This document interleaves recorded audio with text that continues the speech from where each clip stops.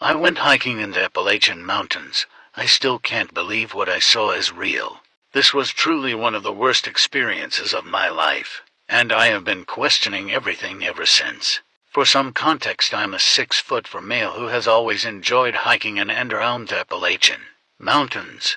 As a teen and into my young adult years, I would have these terrible nightmares, and sleeping did not come easy to me. So, when I inevitably woke up at 5 a.m. instead of going back to sleep, I would set off for an early morning hike. Over time, this just sort of became my routine, and my 5 a.m. hikes continued into my 30s. When this incident took place, it started off like any other hike. I threw on my clothes, laced my boots, and drove up to the trail I had been taking lately. After over a decade of running these trails, I had done the most popular ones to death. So I had moved on to some of the most remote trails my area has to offer. I had been going down this one for over a month and had never seen another soul. This was likely due to the more run-down areas of the trail that had been overgrown and were once again part of the dense forest that envelopes the trail. I got there around 5:30, did some stretching, and started down the trail like I had done countless times before. All was good for the first couple of miles. The scenery was as breathtaking as ever. The birds sang their tunes, and I even spotted a family of wild turkeys. The woods around me seemed to be absolutely teeming with life, even more so than usual. Until it wasn't. Round mile 4 to 5 I noticed a very abrupt change. No birds singing. No deer or wild turkey. Even had a bit of a cold and sinister feel to them. The hair on the back of my neck stood on end in this area. But I was determined to beat my personal best of 10 miles today, and a little bad juju was not going to stop me. The woods continued to look and feel darker the further I went, and my uneasiness was growing.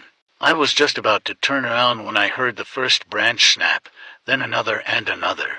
I crouched down, hoping to catch a glimpse of whatever fauna was heading my direction, or stay out of sight in case it was a bear. The closer it got, the louder it sounded, and I began to suspect it was a bear, so I quietly rolled off the trail and sank into the weeds.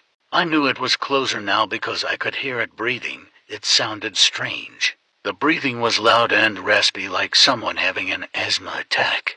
I just stayed low until the breathing noises subsided. Figuring it was out of range, I belly crawled to the edge of the trail and peered out. I was shocked when I saw it was in fact a man. Something seemed very wrong though. For starters, his skin was so white he appeared nearly translucent, not just pale, like he had some kind of disease. He was walking in the opposite direction of me on all fours like an animal, and his spine was curved in such a way that it seemed to me he had been walking on all fours all his life. Judging by his footsteps, I would have thought he was at least 300 pounds, but he was all skin and bone. I noticed that some of the bones appeared broken or just out of place. I thought maybe he had suffered some kind of fall and needed help. I was debating whether or not to come out of hiding and offer some help when I heard the wheezing again. I held my breath as another man, nearly identical to the first, walked down the trail. I got a much better look at this one. It definitely resembled a human, but somehow I got the feeling it wasn't. I think it was the eyes. This thing had the eyes of a predator. That's when I noticed it was carrying something in its mouth. It took a second for my brain to process what I was looking at, but when I did, I was immediately sick to my stomach. It was a human finger. Now I was completely panicking, trying my best not to start hyperventilating. I planned to run once the creatures were out of sight, and I would hopefully be out of earshot.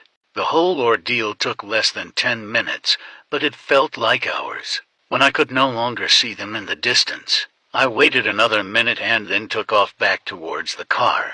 I managed to sprint for about 1.5 miles before I knew I needed a break. I crawled back into the brush and listened. When I was sure I didn't hear anything, I took off again. I repeated the process a couple more times until I was probably a little less than 1 mile from the car. I was getting out of the brush, preparing for my final sprint, when I heard a female voice coming from someone further down the trail. "Help me, I'm hurt," the voice wailed. I hesitated. Then a second voice similar to the first chimed in. "Help us," it pleaded. It chilled me to the bone. I ran the rest of the way to the car, got in and never looked back.